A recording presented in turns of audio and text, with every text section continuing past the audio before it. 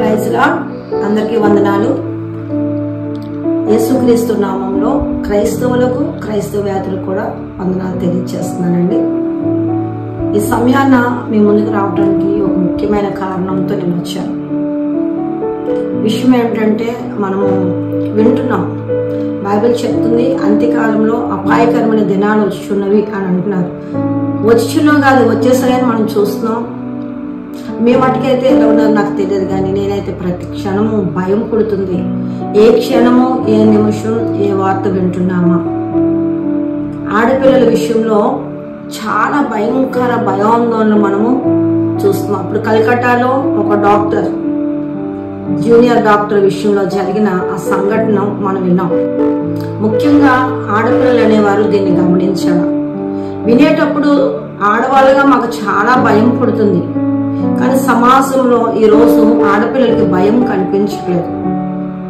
ఎక్కువ ఎవరి ఇష్టానుసారంగా వాళ్ళు ఉండడం కనబడుతుంది.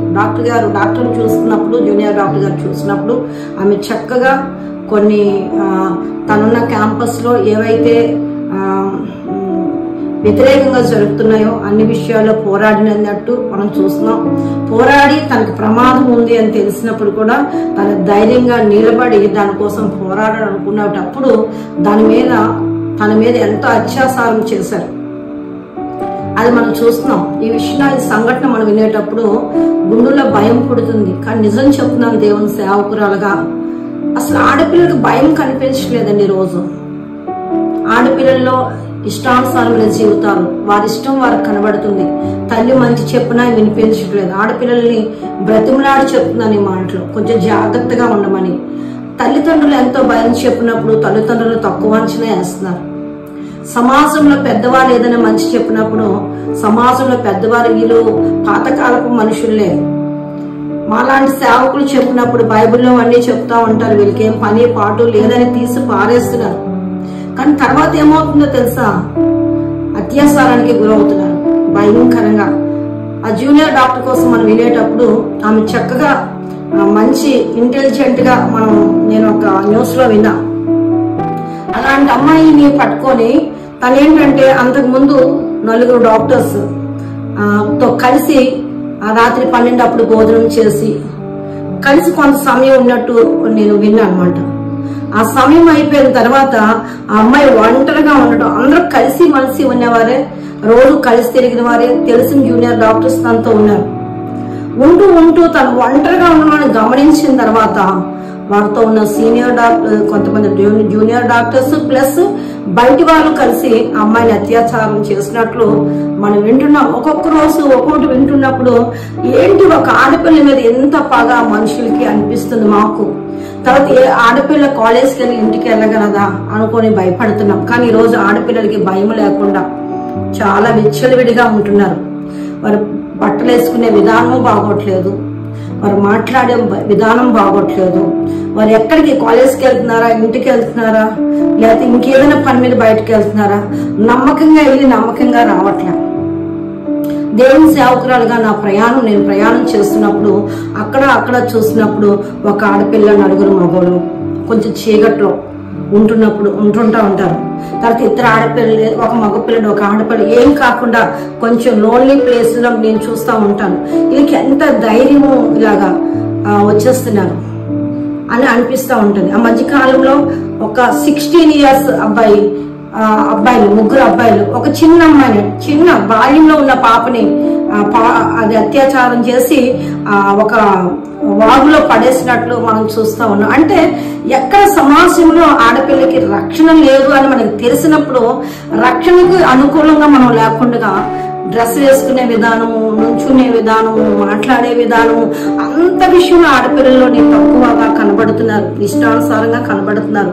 ఎవరినో ఎంచాలి అన్న ఉద్దేశం కాదు, కానీ భయభ్రాంతులకు గురవుతున్నాం అనమాట. ఏ క్షణం ఏ ఆడపిల్ల ఎలాగైపోతుందో అని. కనుక ఆడపిల్లలకు మనవి చేస్తున్నానమ్మా, తల్లిదండ్రుల మాట వినండి, సమాజం మంచి చెప్పినప్పుడు వినండి, మీ గురువులు ఏం చెప్తున్నారో వినండి, కొంచెం ఆలోచించండి.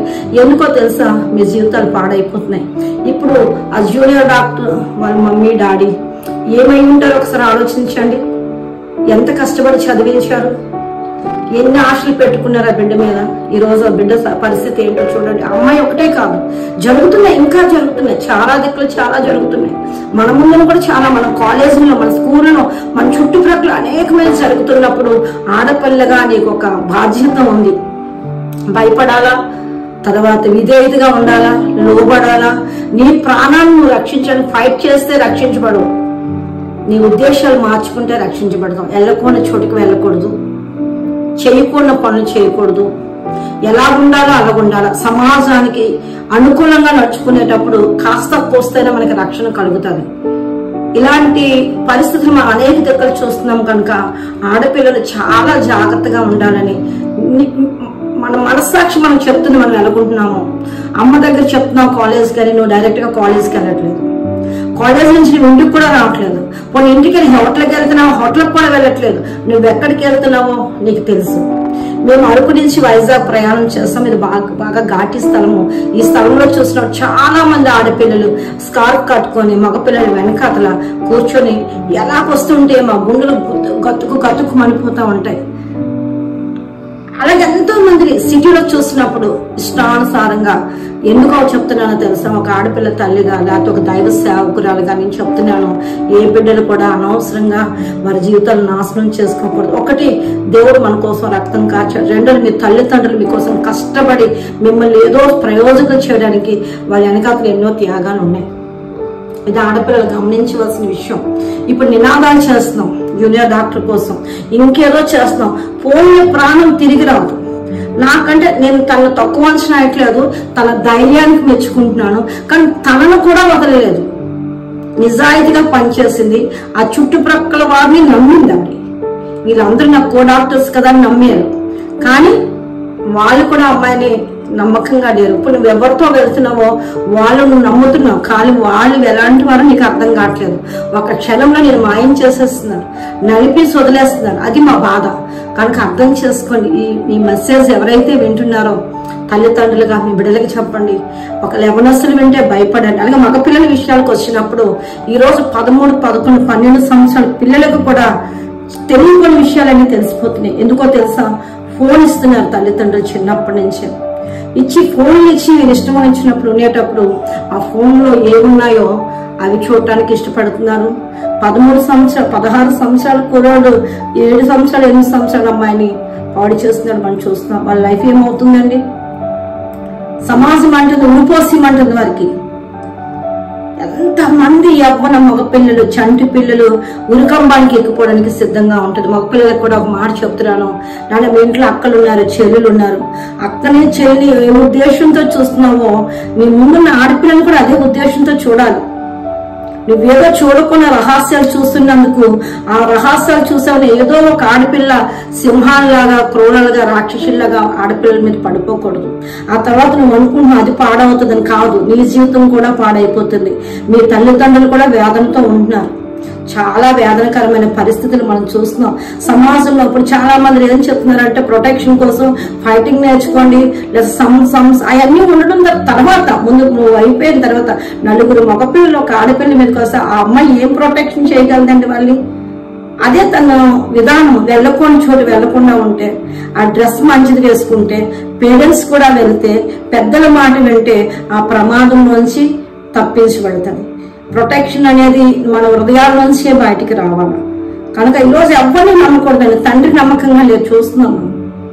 మామయ్య నమ్మకంగా లేడు, పెదనాన్న నమ్మకంగా లేడు, ఎవరు నమ్మకం. అలాగని అందరినీ నమ్మొద్దని కాదు, మన జాగ్రత్తలో మనం అనేది ఉండడం, మన బిహేవియర్ అనేది బాగా ఉంచుకోవాలని ఆశపడుతున్నాను, చెప్పాలని ఆశపడుతున్నాను. కనుక దయచేసి ఎవరైతే ఈ మెసేజ్ని వింటున్నారో అనేక మందికి షేర్ చేయండి. మీరు కూడా విని మీ పిల్లలకి చెప్తారని ఆశపడుతున్నాం.